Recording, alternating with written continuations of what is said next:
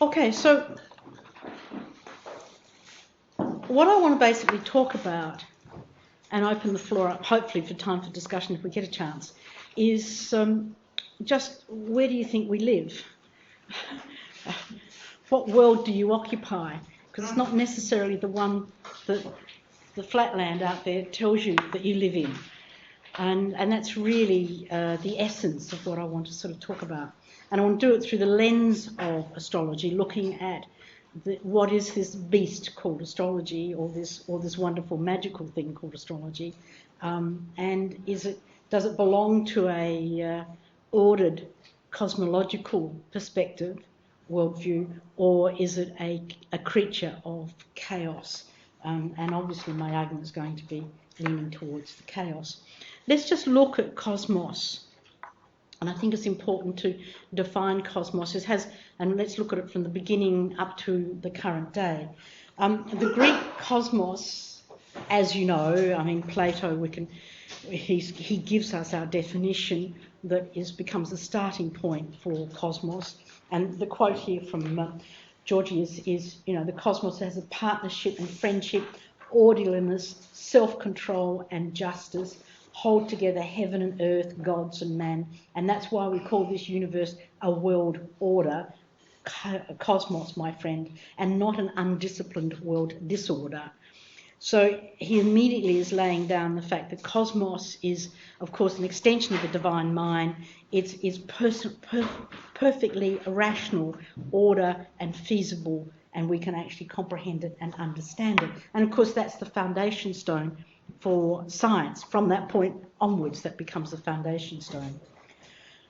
His creation mythology in the Timaeus, as you're all aware, you've all encountered the Timaeus. He makes this wonderful statement, which is wonderful for us in the MA. The special power of mathematics to shape a cosmos proceeds from the sky downwards. So he's using the rational, orderly movement of the sky to produce the mathematics, which produces the rational order of below the moon, which produces the order on the world as we know it. But this from Plato is saying that the whole thing as we know it, cosmos, descends from the sky. And that's something you could write a whole paper on. You can stand on that and you can use that in a paper. So Plato's cosmos, as you're aware, is held together with geometrically constructed world soul. The world soul is a piece of geometry, and that's driven by a divine intellect, which of course we can reach or start to reach through our reason, or the divine spark of reason. Now, it's just important to step back. This is a beautiful thing, and we go, oh yes, and our worlds open up and we can generalise and think that's fantastic. But, let's step back from that a little bit and let's actually look at what it requires. And what it requires is to create a world that is not of equals. It has to have a hierarchy in it. It has to privilege God and reason above all else.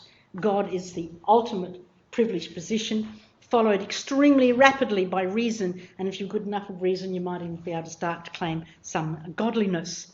And this is a highly privileged position, and because humanity can reason and all other things on planet Earth can't, we are next to God, so therefore we are at the top of a hierarchical tree. Amy was referring to this as well in her talk. Plato's cosmology is hierarchical, orderly, logical, designed using numbers by an artisan god and maintained by a divine mind. That's the cosmos according to the Greeks. Plotinus called it the intelligent cosmos for logical reasons. Plotinus is, of course, the first of the Neoplatonists. He didn't call himself a Neoplatonist. We do that retrospectively. But he is reaching for the one, the divine one. And so the cosmos is an intelligent cosmos. And driven by intelligence and dictated, that intelligence comes from the one.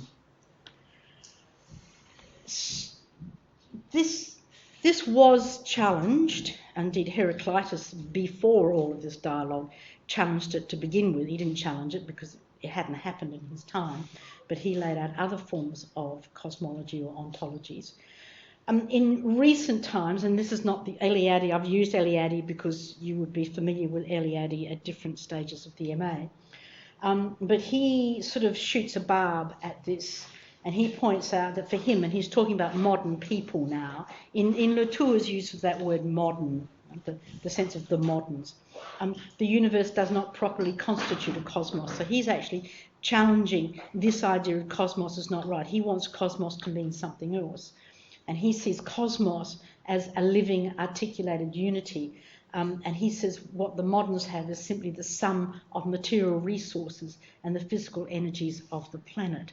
So this is now the cosmos.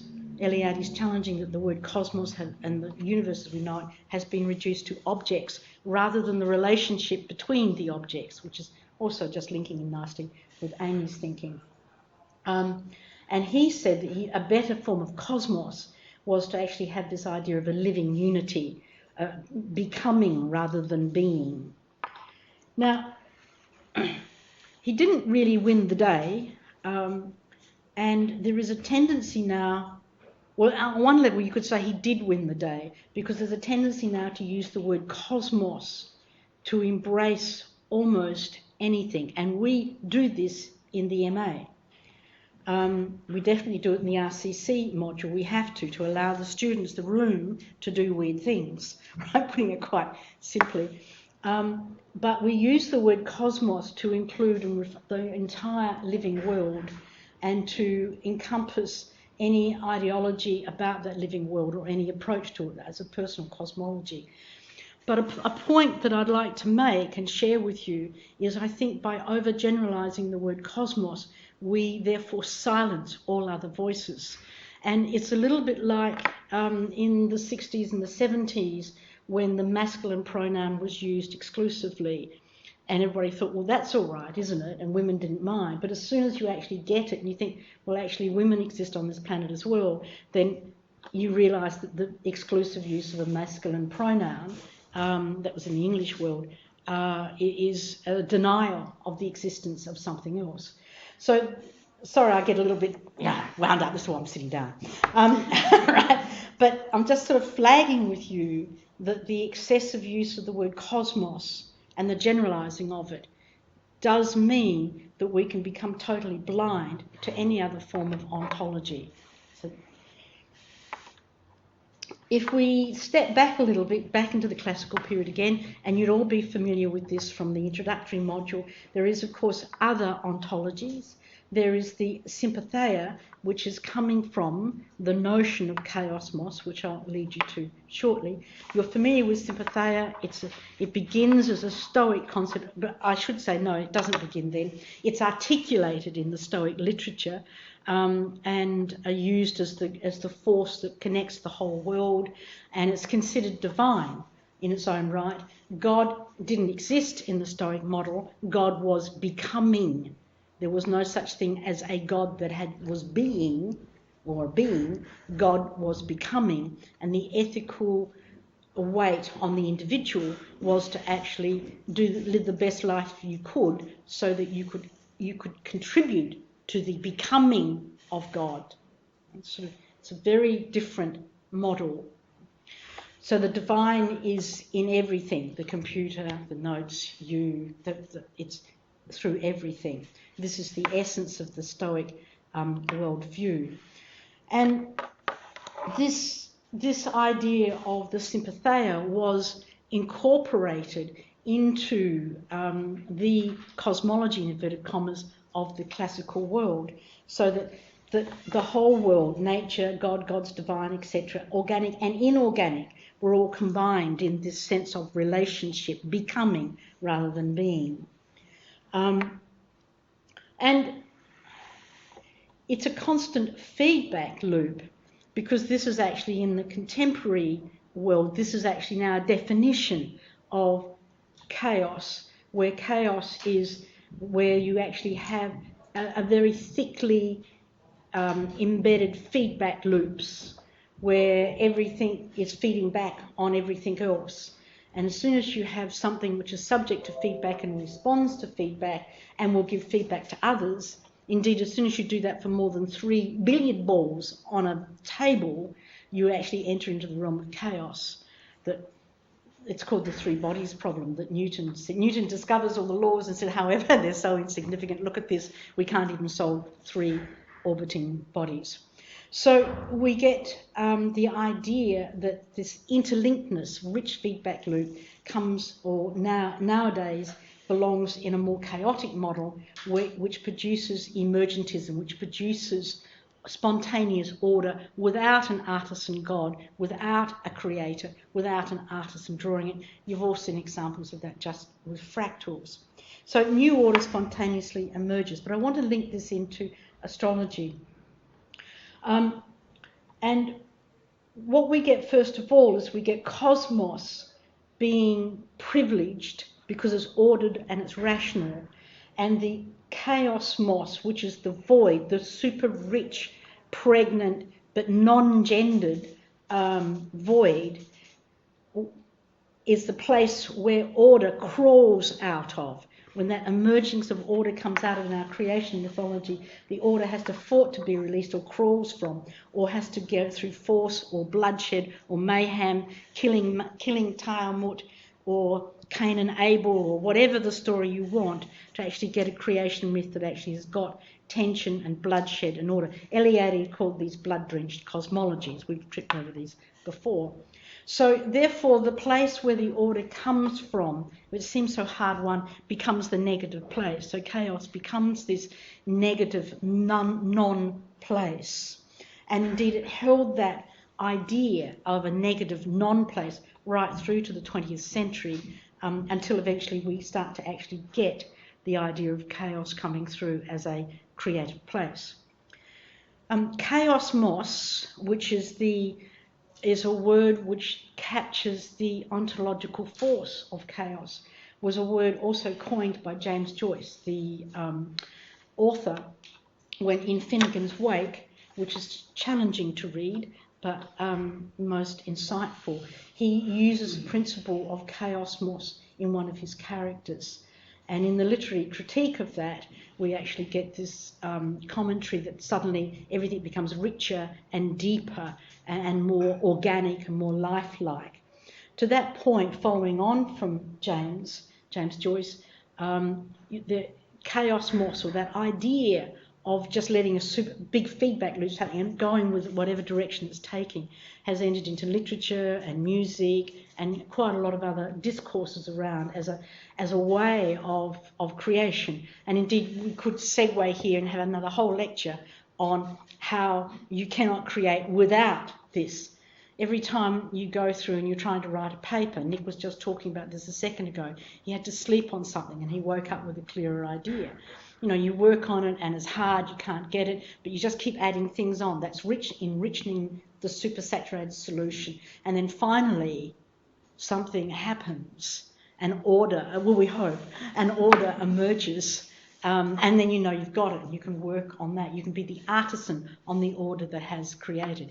So to a certain extent, we require a super rich feedback situation to get our own creative juices flowing. Indeed, part of the MA is to expose you to all sorts of ideas simply to throw into the pot to help your creative process flow from that. And another author who used chaosmos quite effectively was Umberto Eco in The Name of the Rose. That novel has a chaosmos thread to it.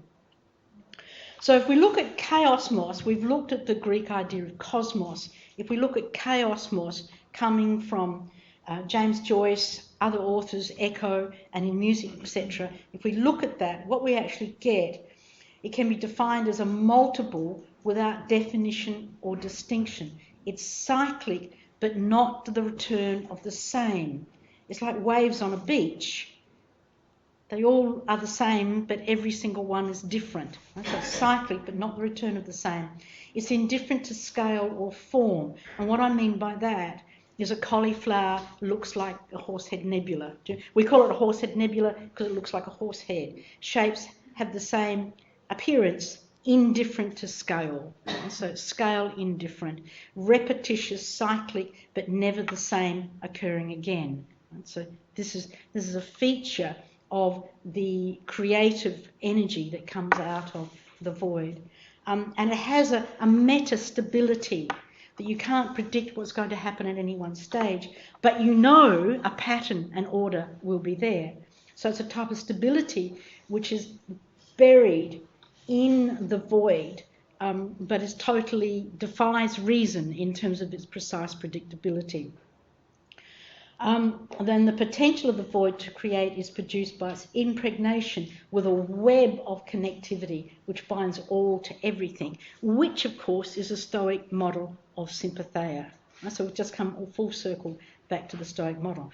The more I read the Stoics, the more I think they actually they really understood this new level in science which we're pushing the edge of now.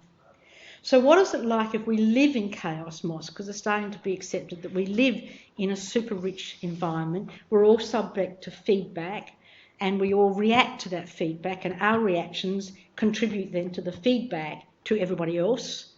So we live in a super saturated feedback system of not only other human beings but every other element in your environment, to computers, to desks, to air, to lights, to everything. Is involved in this feedback loop. So you live in what James Joyce would call chaosmos. We don't actually live in cosmos, we live in chaosmos. And I've thought a lot of this. I'm quoting myself here, so I apologise if it sounds a little grandiose. It's not just it took me months to get these words down years ago, so I'm using them here. That a life, and it's really come out of my PhD work as well, a life lived in chaosmos becomes the collision of the many. It's really leaning heavily on Joyce now because he was better at prose than I will ever be. These collisions produce a kaleidoscope of cyclic potentials, ideas, coincidences and events which can fracture across a plethora of reflective surfaces as signs, omens and coincidence, all of which deepen and enrich with meaning the experience of a lived life. So when you go out and a coincidence happens to you, somehow that makes your life more meaningful, even if you can't say how. It somehow enriches your life. A significant dream, a coincidence, a serendipity, all gives your life a deepness, a richness to it of meaning. And that's the experience of living in a chaosmos. It is not the experience of living in a cosmos.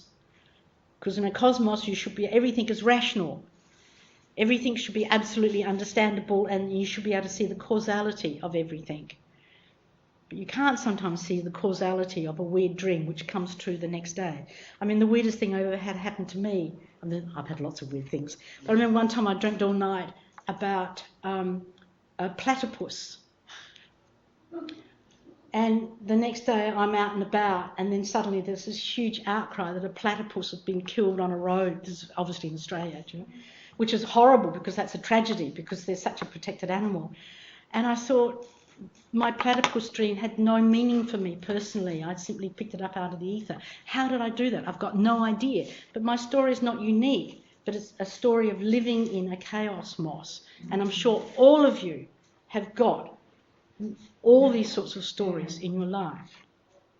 So we live in a chaosmos, and now with that in mind, let's turn back to astrology to see where does our astrology fit, if it fits anywhere.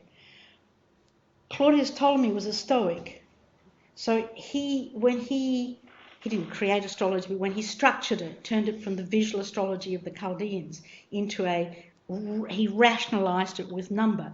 He brought number in to try and make sense of the emerging cyclic, non-repeating scale invariances, coincidences that astrology was trying to reflect in some way. And we know he acknowledges sympatheia in his astrology because, as he says in his book 1, chapter 1, line 2, that a certain power derives from the ethereal nature, is diffused over and pervades the whole atmosphere of the earth, is clearly evident to all man. So he's talking about the pneuma, the divine breath, the interconnectedness of all things. And he sought to, as a Ptolemaic, as a Platonistic model, to bring that into number, to take the number from the sky, to try and make sense of it. And the interesting thing is that we know that astrology has a very long history, and I'm sure Nick knows that in particular, quite a few books on the subject, and it's grappled with this, how to look at the attitude of the divine as well. At all times, it cannot let go of its sympathetic linked world. It cannot let go of that. Through the 80s and the 90s, even the 70s, there was an attempt to release it. That if we try and scientifically prove astrology, then we're actually saying that it's rational, that something should be able to be repeatable. That's cosmos. To scientifically, statistically prove that redheads have Mars rising. There's another one I can pluck out of the air. It is using statistics. Statistics belong to cosmos. Statistics belong to that which is rational, constant and repeatable, so you can clearly measure any aberration against the norm. And it just doesn't work. It doesn't work if you don't belong to the model that produces repeatable results. Simple. So a lot of people don't get that out there, but that's the simple reality. So astrology's never been able to let go of that. That's the sympathetically linked world. And yet, based on the numbers that fall from heaven, the planetary cycles and aspects and everything else, astrology is number-driven. It's a rather unique animal, is that it's catching chaosmos, but number-driven. But because it's number-driven, there is an illusion that it's rational, that it belongs to cosmos, that we can say 1 and 1 makes 2 and have faith that it is. But these numbers in astrology are not our digits of today. They are Pythagorean figures. The difference is a Pythagorean figure is one that actually has a quality as well as a quantity, a symbolic meaning. Now, just as a little quick digression here, it's interesting that within chaos theory and complexity, the only way you can get it producing the formula producing fractals is to use what they call complex numbers, and complex numbers have quality as well as quantity. If you take -2 by -2 and multiply it, you don't get 4. It carries its negative energy with it. It carries quality with it. So as soon as we add quality to the numbers, that's when we get the super rich situation, when new order starts to emerge. Now, the numbers in astrology, which those who try and prove astrology scientifically think are just digits, are actually not. They're figures. They're quality charged quantities. Does that make sense for people? It's actually a really important distinction. So, as I've just said, these cosmic numbers, to give them a simple term, have been used by insiders and outsiders of astrology to think that astrology belongs to the Greeks' cosmos, the rational world. And I believe it doesn't. Indeed, what we actually have is astrology is a rather unique subject in terms of it has two cloaks. It wears these two sets of clothing. It's trying to describe and articulate and help with a life lived in sympatheia, but it's wrapped with the surety of numbers. So it's an interesting hybrid. We know when someone's going to have a Saturn return. That's number. That's absolute number. But if you're inside the world of astrology and we ask of you what's going to happen at that moment, you start hand waving, right? You start reaching for symbols, reaching for concepts. You can't say bang. You can say, any astrologer can say that's the date X is going to happen in terms of the event, the transit or whatever the cycle. But the what is going to happen has this wobble in it. And I think most astrologers would acknowledge that point. It's in my experience that's the case. So this becomes interesting because these cosmic numbers start to reveal, in my opinion, the philosophical absolutism within astrology. This now comes to this debate that many astrologers or scholars will tend to think that astrology is purely culturally relative. And there's a lot of evidence for that in terms of, if you simply look at the meaning of Neptune, how it's changed from the 1930s right through to today. It starts off as evil and deceitful, and now Liz Green's latest definition a few years ago was about salvation and redemption, and there's no link to redemption to what was first there at the beginning of it. So the meanings of planets change as the culture needs them to change, but the numbers that generate from that planet, in whatever way, do not change. They are absolutes. And so astrology becomes this union of a culturally relative but as well as a philosophical absolute with these cosmic numbers which contain quality. And so what we have here is astrology standing between the cosmology of the moderns and the chaosmos of the non-moderns.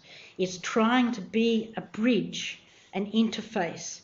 Is trying to be the web, between the cloud and you. Is trying to be something which is acknowledging the chaos, the sympatheia, but trying to use the instruments of cosmos to do so, to give you something rational to hang on to.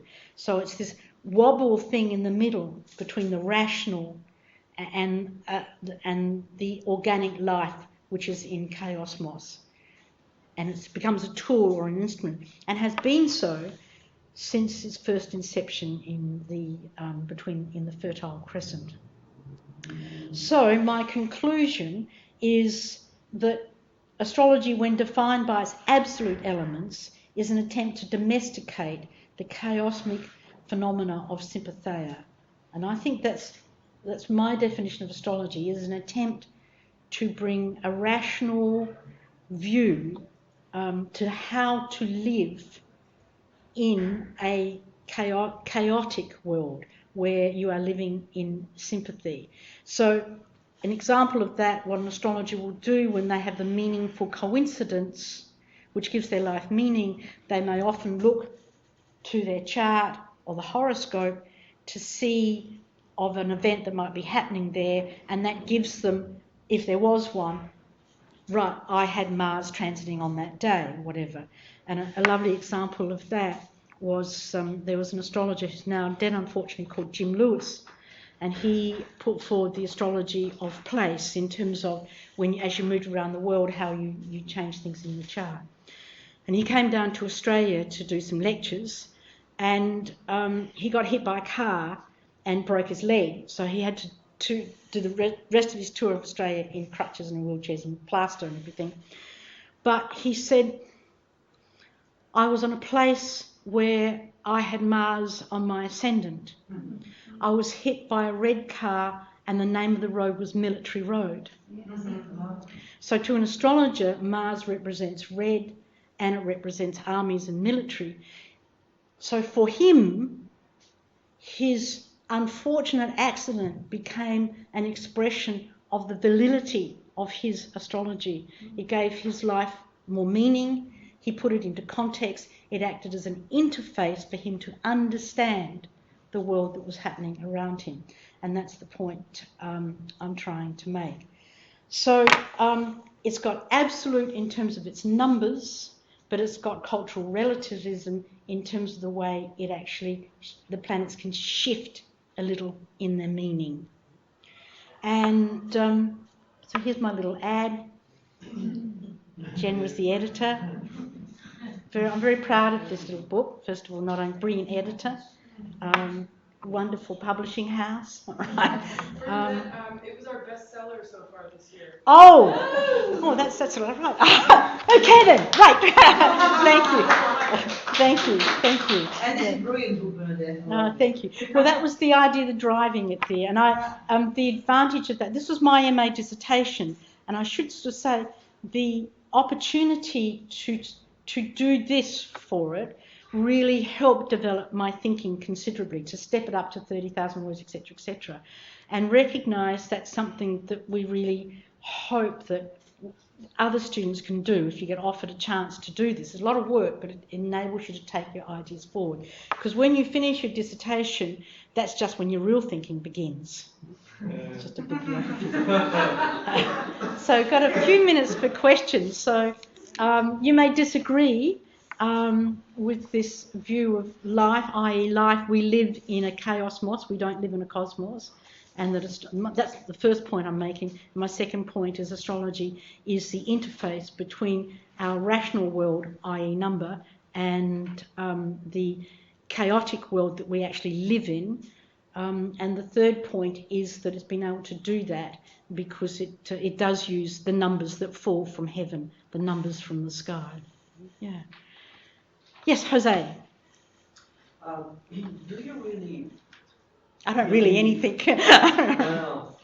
Do you really believe that the concept of sympathy was really invented by the Stoics? No. They, as I said, they articulated it and they established it. But I think Heraclitus was well on that pathway, but others. As I corrected myself, they did not invent it or create the idea, but they definitely established it in the literature as a mainstream thinking. Yeah. In one of the essays that we were doing, I was reading Gian Botero, which is one of these expert on Babylonian religion. And at one point, when he was like summarizing or explaining the Babylonian religion, at one point he said that the Babylonians duplicated the universe. They have two parallel universes. Yes. And they have like the gods and goddesses, and then they have the physical universe. And then when you review Jung's definition of how astrology works, it's basically, he says it in one letter to the letter of to that French astrologer that he asks how astrology works. He mentions sympathy. It's based. So is that sympathy which connects? I think it is. I mean, the Assyrian, Babylonian, Chaldean, Mesopotamian, shall we say, like Sumerian, is. I would not say it's two different universes. I'd say it's one.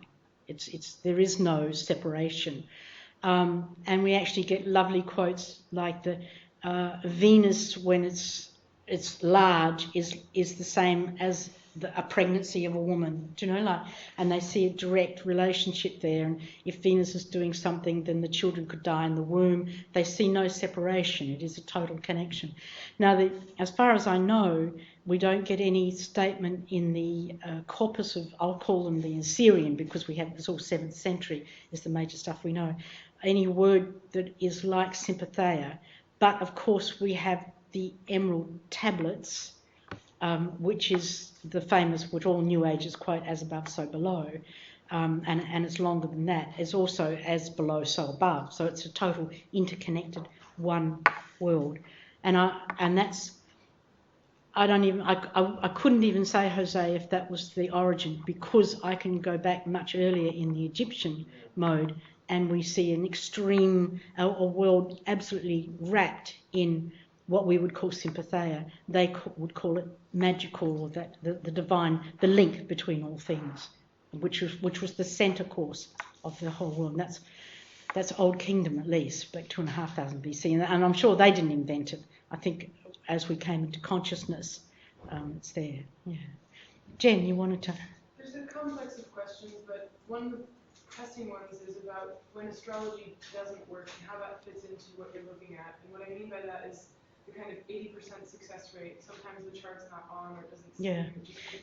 There's one of the things I'm working on and writing on at the moment is I'm leaning very heavily on Levi Brewer's participation, which is extraordinary concept. I think it's underrated. It's 1930s and he died and he's old, but it's very, how natives think.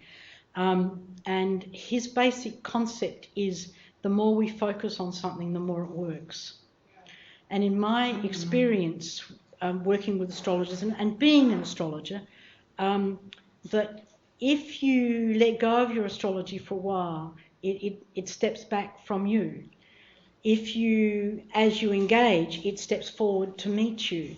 So what I'm reaching for and still writing on is that astrology requires participation.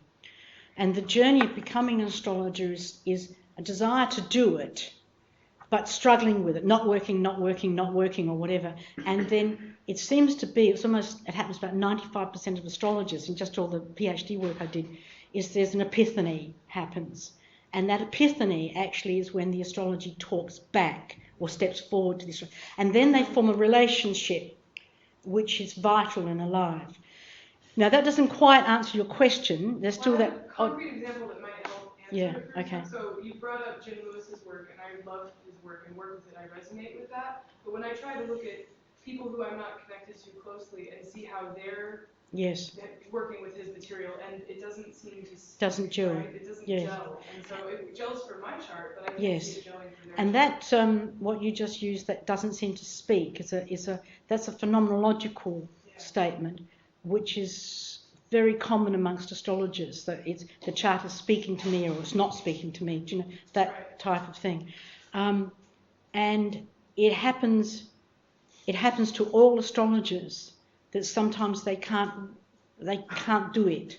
So how does that fit into your concept of the chaosmos? Like, is that just part of the chaos part? I think what you're really saying is that you've engaged with the symbols, but in that particular part of the ontological order which is emerging, you're not seeing. It doesn't do it for you. I mean, it sounds a sort of odd answer to give, but that's the best answer I can give around that. I acknowledge absolutely what you're saying. And you've found that as well in how astrologers read charts. And just quickly, because Francis has got to come on, Rob Hand addresses this, and he says, and we've all, if you talk to practicing astrologers who read charts for clients, where the money's on the table and the astrologer has to do a reading, whether they feel like it or not, in terms of, all of those astrologers will acknowledge there are times where the chart does not speak to them, so they have to do a join the dots reading.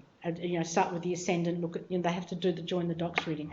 And Rob Hand articulated that very well, that sometimes with an interview to Darylyn, if I remember correctly, interview with Darylyn, that when it doesn't speak to him, then he has to do it by rote, in a sense. But if you're interested in that side of it, then Darylyn's paper on how astrologers read charts, which has nothing to do with astrological technique, it's to do with the experience inside the astrologer's mind of what happens when the chart speaks. I just really appreciate your thesis about the absolutism that you're going for, to try to define and give another context outside of cultural relativism. Yes. I was wondering where this not working fits into that absolutism. Well, the thing is that I'm going to quote Rob Hand again. He says, you never miss a transit. So I think that the absolutism is that the timing of a transit, from an astrological perspective, the timing of a transit is going to be there. How, if you experience it or not, or how you experience it not, is the other point. But the absolutism, the Saturn return happens at a certain time, the solar return happens at an exact time, a transit to a chart happens, whatever is it happens at an exact time. That's an absolutism. The participation. Yeah. And with the participation engages it. Yes, Nick? There's a group of radical thinkers within the world of astrology who will argue that you can use the wrong chart. So in other words, you're looking at transits that may not have happened. And in fact, such practices are like general within astrology, where you get derived charts, which move completely away from a reliance on any identifiable number, as in an astronomical measurement. And so, it doesn't. If you know, the wrong chart is a huge other debate. But if you speak to professional astrologers, most of them that I've interviewed will say they will spot the wrong chart within 10 minutes. And that's a reality. That something's not working. They get a sort of internal reaction to it. Then you get astrologers who say that they can do readings on the wrong chart. And I think those astrologers fit more into those who reach for, this is going to open up a can of worms, a divinationary approach, using it like pulling the leaf, as in Indian astrology, and reading what is pulled out of the ether. And that then relies on the sympatheia working. It relies on a coincidence, which could be, quite interesting. Both actually are still driven by the absolutism of number, because they're two different horoscopes or event charts, or even a derived chart is still based on number. Do you know? So I don't have a simple answer to that, except simply in terms of interviewing a lot of professional astrologers. I didn't find a single one that actually, in their own way, didn't actually bring it up spontaneously about them actually recognising an incorrect chart.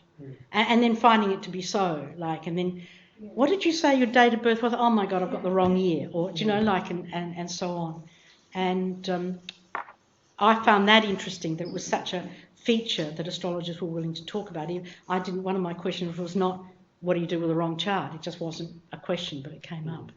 Yeah. And that's more ethnography to do, really. Yeah. Astrology is not rational. This is my belief. Astrology is not rational. It is an interface between our desire for a rational world and the world we live in, which is we do not live in cosmos, we live in chaosmos. And I think that's why astrology has such incredible long legs. Yeah. So, thank you.